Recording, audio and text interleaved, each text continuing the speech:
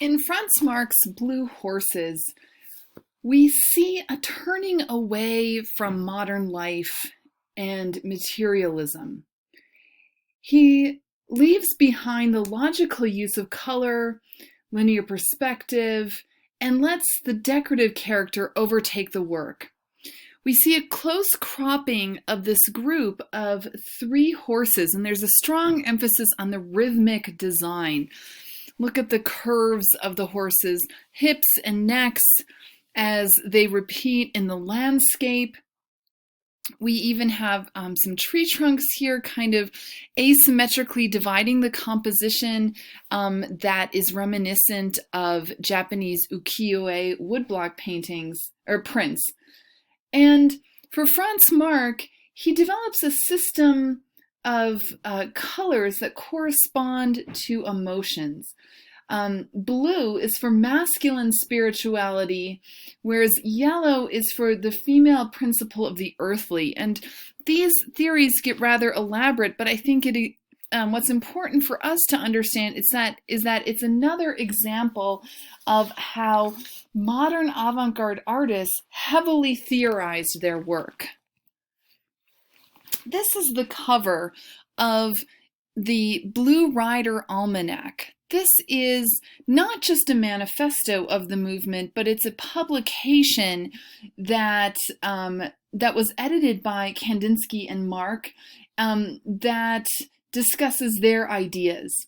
One of the main ideas that is connected to the Blue Rider group is the notion of synesthesia. This means the synthesis of the senses. Both artists were involved in avant-garde theater. They created completely non-narrative theater pieces that involved no language but just sounds. They were interested in a kind of total sensory experience. They were also interested in a religious movement in Europe at the time called Theosophy. The primary idea in Theosophy is that humans are on a path of evolution from a material state to a spiritual state. And Kandinsky and Marc believed that their art could help people transcend the material world to reach this spiritual state faster. And they also believed, Theosophists believed, that the 20th century would usher in this new spiritual age under which all religions would be united in Theosophy. Part of Theosophy is an embrace of the apocalypse, that it's not something to fear, but it's something to look forward to, a time when the material world would be swept away and a new era would be ushered in. And for Theosophists like Kandinsky and Marc, that new age is called the Epoch of the Great Spiritual. Kandinsky wanted to heavily theorize and explain his work. And that's especially true as he moved more and more to the non-material, the non-representational realm. He also began to title his works Composition Number 2, like this work, or Improvisation Number 10. These titles come from music, right? We talk about Beethoven's Symphony Number 9, for example, or Concerto Number 1 in A minor. We don't give naturalistic titles to music pieces because we don't expect music to sound like sounds that we encounter in the kind of normal material world. And Kandinsky wanted the same for art, too. He really is considered the father of abstract art, leaving fewer and fewer referential markers in his work. And now we see some here. We again have that rider and horse. We have bits of landscape or architecture, but there's more and more non-representational abstraction here. There's a lot of ideas about why we see abstraction at this point. One of them is the interest in atomic physics. Kandinsky actually said, quote, "The discovery of the atom, to me, was like the disintegration of the whole world."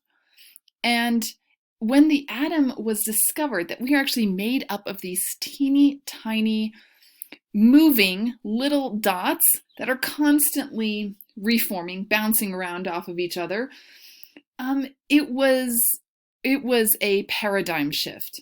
The notion that true reality, the atom, is beyond our ability to see. And that was very exciting for Kandinsky.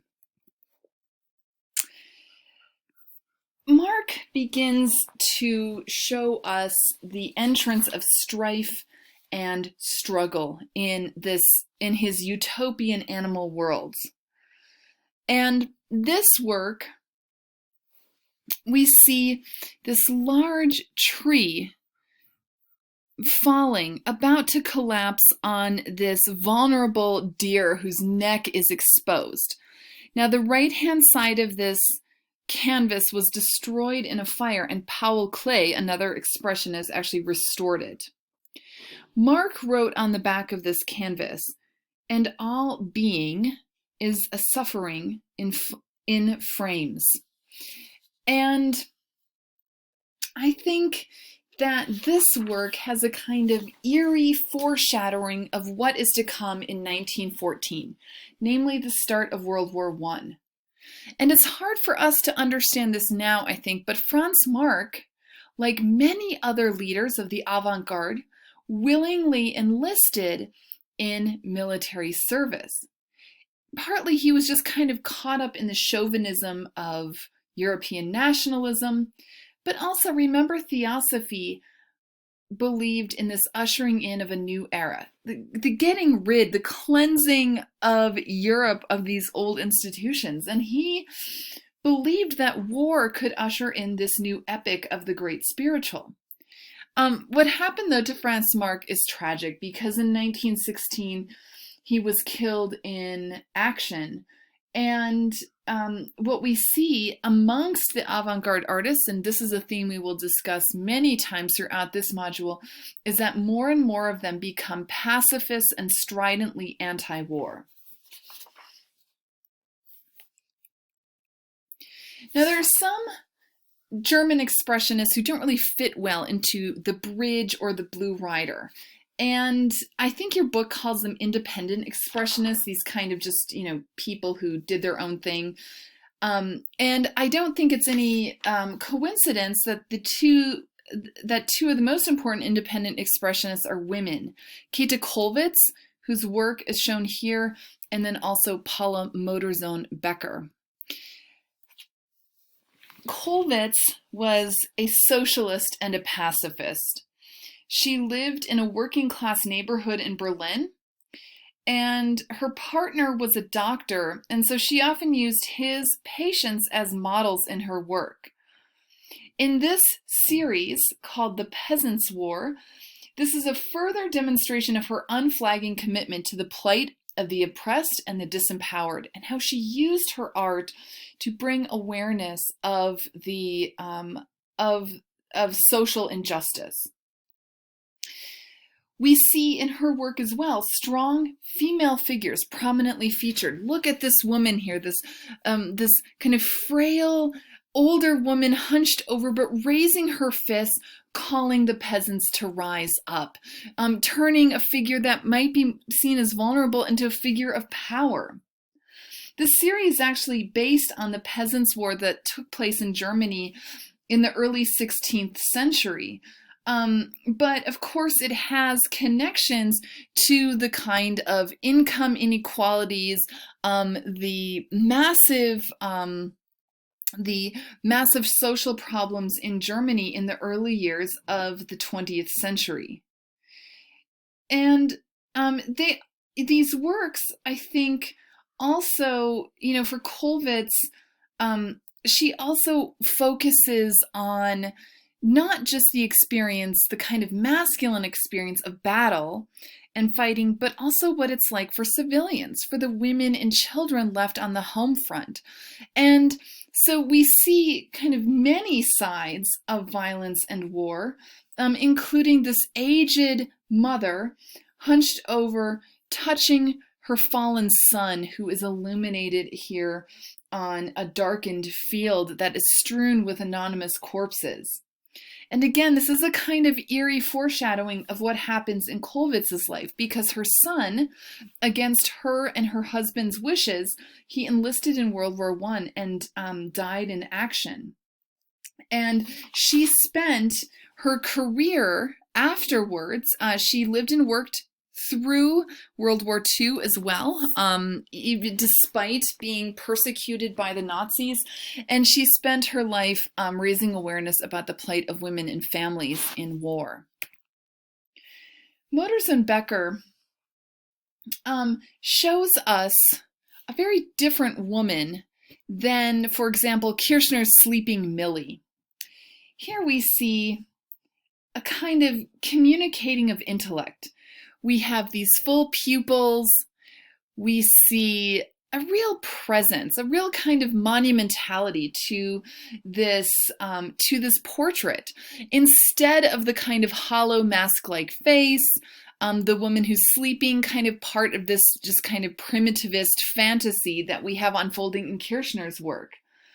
For Kirchner and the other Brücke artists, they could not step out of this primitive lifestyle. Their models could not step out of this primitive lifestyle. They were always entrenched in it. But we see in Modersohn Becker's self-portrait, we have a commanding woman who is not being submitted to any sort of natural or primitivist landscape, but is instead in control of it, and thus presenting us a very different view of this kind of colorism and emotional content of German Expressionism. We're going to move on to Cubism, and I think for that I am going to stop the recording here and then do one final video for Cubism.